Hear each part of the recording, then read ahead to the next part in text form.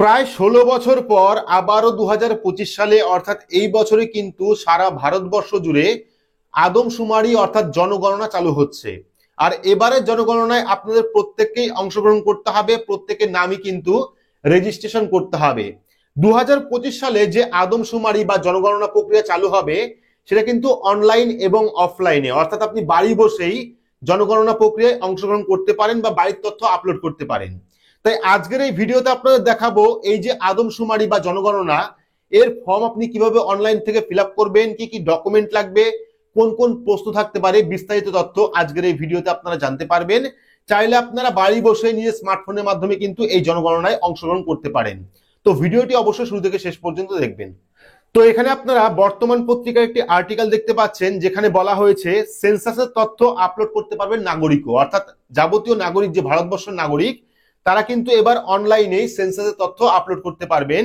বলা হয়েছে জারি হয়ে গেল সেন্সাস বিজ্ঞপ্তি আর সেই সঙ্গে শুরু হয়ে গেল জনগণনার প্রক্রিয়াও। প্রথম ধাপে হাউজিং লিস্টিং, তারপরে পপুলেশন, সবটাই কিন্তু ডিজিটাল পদ্ধতিতে হবে অর্থাৎ অনলাইনে হবে। তবে সেন্সাসের এই পর্বে নতুন সংযোজন অবশ্যই সাধারণ মানুষের ভূমিকা, কারণ জনগণনার কর্মীদের অপেক্ষায় না থেকে কোন নাগরিক চাইলেই কিন্তু বাড়ি বসে তথ্য আপলোড করতে পারবে রেজিস্ট্রার জেনারেল অফ ইন্ডিয়া বা আরজিআই নির্দিষ্ট একটি পোর্টাল বা অ্যাপে। অর্থাৎ এই যে পোর্টাল দেখতে পাচ্ছেন রেজিস্ট্রার জেনারেল অফ ইন্ডিয়া বা আরজিআই, এর কিন্তু একটা পোর্টাল চালু করা হবে বা অ্যাপ চালু করা হবে যার মাধ্যমে আপনারা অনলাইনে বাড়ি বসেই সেন্সাস তথ্য আপলোড করতে পারবেন।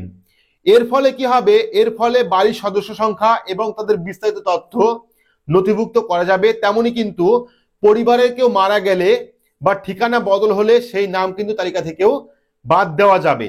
তো সোমবার স্বরাষ্ট্র মন্ত্রকের জারি করা গ্যাজেট নোটিফিকেশনে 2027 সালের 1 মার্চকে সেন্সাসের রেফারেন্স তারিখ হিসাবে ঘোষণা করা হয়েছে। অর্থাৎ এই তারিখে দাঁড়িয়ে ভারতের জনসংখ্যা কত, তবে এর মধ্যে লাদাখ, জম্মু কাশ্মীর, তুষারাবৃত অংশ, উত্তরাখণ্ড, হিমাচল প্রদেশকে রাখা হয়নি, কারণ এগুলো পার্বত্য অঞ্চল, এগুলোকে রাখা হয়নি।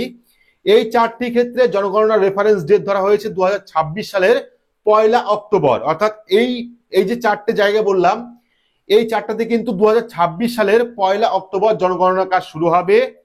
আরজিআই সূত্রে জানা গিয়েছে 2027 সালের ফেব্রুয়ারি মাসে যখন আদমশুমারি চলবে তার আগেই কিন্তু বিশেষ পোর্টাল বা অ্যাপের ব্যবস্থাপনা জানিয়ে দেবে সরকার। অর্থাৎ এই যে আদমশুমারি বা এই যে জনগণনা চলবে সেটা কিন্তু 2027 সাল থেকে শুরু হবে এবং কিছু কিছু জায়গায় কিন্তু 2026 সাল থেকে শুরু হবে। ইতিমধ্যেই কাজ শুরু হয়ে গেছে। আমি যেহেতু প্রথমে বললাম 2025 থেকে কিন্তু কাজ শুরু হয়ে গেছে। কয়েকদিনের মধ্যেই কিন্তু এই তথ্য আপলোড করা যাবে বা অনলাইন পোর্টাল চালু হয়ে যাবে।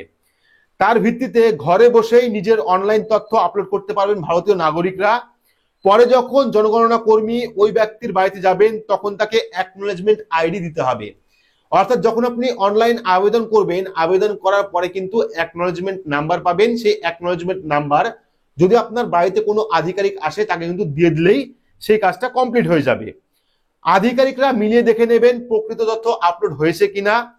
কিন্তু কেন এই সিদ্ধান্ত? তো সরকারের পক্ষ থেকে জানানো হয়েছে জনগণনার সময় বাঁচাতে 34 লক্ষ জনগণনা কর্মী এবং 1,30,000 সেন্সাসের সঙ্গে জড়িত আধিকারিকদের জনগণনা কাজে যুক্ত থাকবেন ঠিকই, কিন্তু সাধারণ মানুষ নিজে এগিয়ে এসে এই বিপুল কর্মকাণ্ডে আরো সহজ হবে। অর্থাৎ যোগ দিলে পরে আরো কিন্তু কাজটা সহজ হবে।